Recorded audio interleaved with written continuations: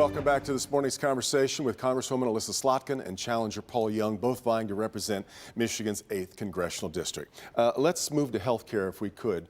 Paul, you have said that you don't really have any interest in seeing the Affordable Care Act overturned. That's right. Does that change the way you think then now about the president's appointment to the Supreme Court? Because this very much could be about overturning the Affordable Care Act. You know, I'm not going to prejudge what any nominee to the Supreme Court might judge on an issue. I mean, the job of Supreme Court justices is to review the law dispassionately, and from what I've seen of the background of this nominee, I expect she would do that. And, you know, look, if there is a judgment that the Affordable Care Act or any act is found to be unconstitutional, I'm not sure why any member of Congress or any citizen would say, hey, let's try to enforce and maintain a law that's been found to be unconstitutional. You've also, though, talked about trying to support and continue a system of employer-provided health care in America. I think a lot of millennials would say, man, what are you watching? The gig economy, people who are moving from freelance job to freelance job, and a lot of employers no longer offering health care benefits, that's just out of step with reality. Well, sure. I mean, I think anecdotally, people can find an example for anything they want, but the numbers are what the numbers are. I mean, about 110 or 120 million people get their health insurance through employer-provided programs, and they, by and large, they like those programs. Medicare and Medicaid are part of the solution as well. I mean, look, as the economy evolves, if we have to find new solutions to new employment models, then we'll absolutely have to do that. Healthcare to you should look like what? You have rejected the idea that we should have a single universal care system. You'd like a public option. Yep. I think a lot of people to the left of you would say you just want to stay a little pregnant here. That to make healthcare finally be more efficient in America, you do need one public system. You're not willing to do that. No, and I've also never seen an actual plan with numbers behind it that explains how we're going to pay for it. It explains what happens to all those folks who work in the healthcare industry, who work in the insurance world, and all the folks who do like their employer-provided insurance. Then does it? That's what I was going to say. Yeah. I think a lot of people wonder how it is that we remain attached to where your health care is only as good as the job that you have. Yeah. Does that make sense? No, I don't think it makes sense. I can't tell you how many people are stuck in dead-end jobs because their health care is tied to that job, and they've got a child who's sick, they've got some reason why they're staying there.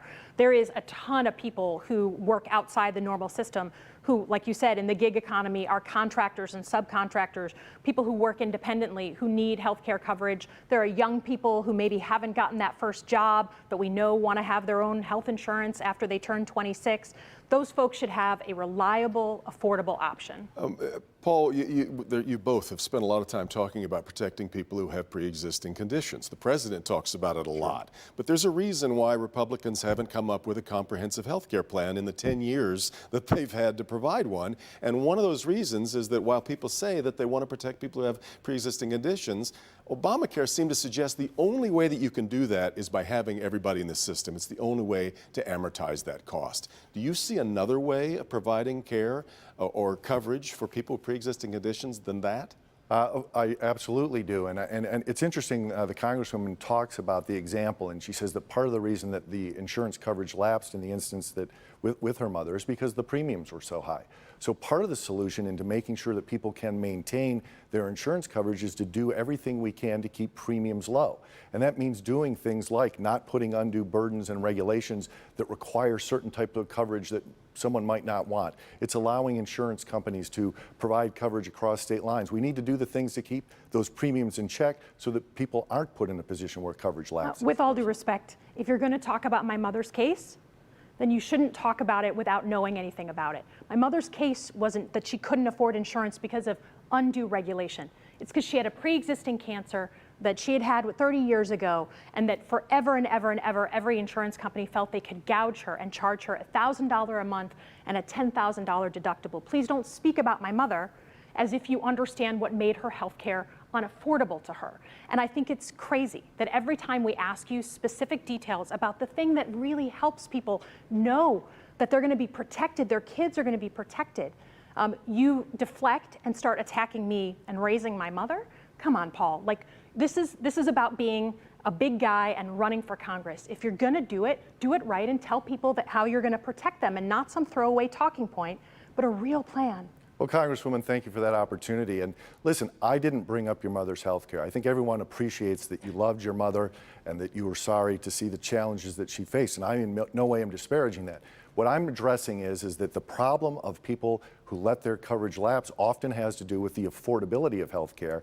And so I'm trying to talk about how we can address that issue, not just for people in your family, but for people in families across the 8th District. We're going to run out of time here before I can get to everything. I want to move to trade, if we could. Congresswoman, if I was picked up out of 2005 and dropped in 2020, I wouldn't know where I am on the way that the trade argument has now developed, where we have a Republican administration pushing protectionist tariff measures that Democrats begged for years. Democrats were upset with NAFTA. We've renegotiated that now. Does the president not deserve credit from Democrats for taking on the trade fight that they for years asked him to do? Sure. The sentiment behind his trade fight, absolutely.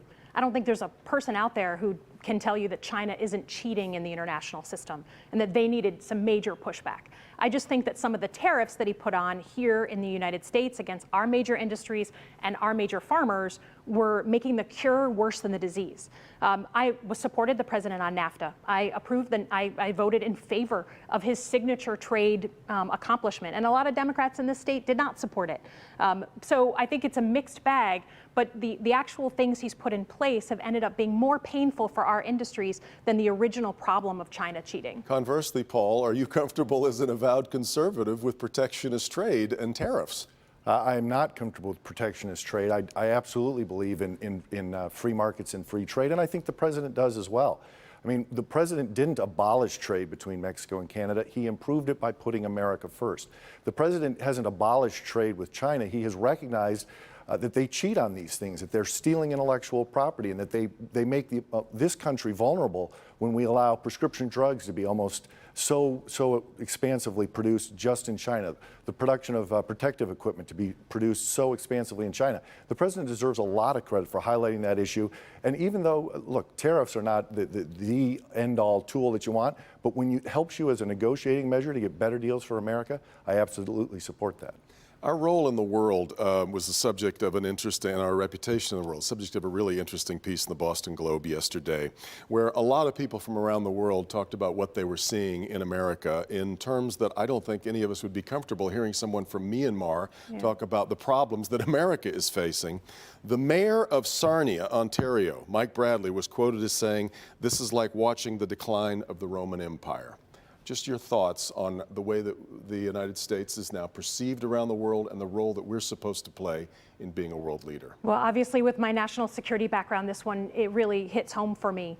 The president has just taken this approach of sticking his finger in the chest of our allies and cozying up to our adversaries. And I think the most important thing that is just we've lost is this idea that the Americans have a principled approach to foreign policy and have a principled approach to democracy that was supposed to be the beacon for the rest of the world. And now people look at us and say, I can't use you as my example of how leadership should look. The American handshake has to mean something. We have to be in that leadership role, I believe, for a safer and better world. And the president, by any measure, has, I believe, made us less safe because of the way he's stressed those allied relationships. I couldn't disagree with that more. I mean, look at what's happening in the neighborhood where China is. We see allies, Australia, Japan, South Korea, Vietnam flocking to be closer to America because they see the threat that's coming from China and they see strong American leadership. Look in the Middle East. The Congresswoman talks about not handling threats. She was aware that there was an Iranian general named Soleimani who she had been in meetings with, and they knew that he had been killing hundreds of people, taking the limbs from American veterans, well, now veterans.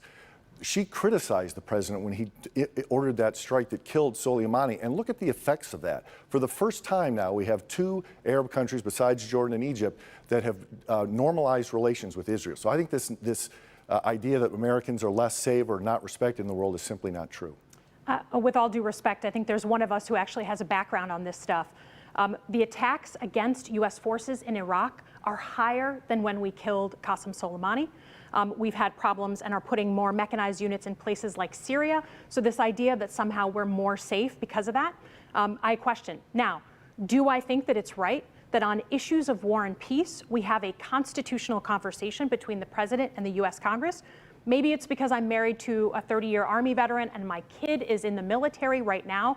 Yes, I think that those are conversations we should be having at a serious level if you're going to either intentionally or accidentally lead us to war. Only got about 30 seconds left if you want to tackle that. Well, I guess I would just say I'm going to reject the idea that only someone that has served as a CIA analyst is permitted to weigh in on these important issues.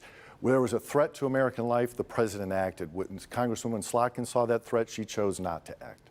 I'm afraid we're out of time, and there's only about a dozen or so more topics on my card. I'm so grateful that you were both here. Really appreciate it. Congresswoman Melissa Slotkin, Challenger Paul Young, good luck to both of you as you head down the campaign trail. The next big debate, by the way, on the calendar will come Tuesday night. President Trump and former Vice President Joe Biden facing off in Cleveland. You'll see it live here on Local 4. And our Grant Herms will have the Trust Index for you at 11 o'clock right after. Thanks so much for being here. Meet the Press is next. Have a great week. See you next time on Flashpoint.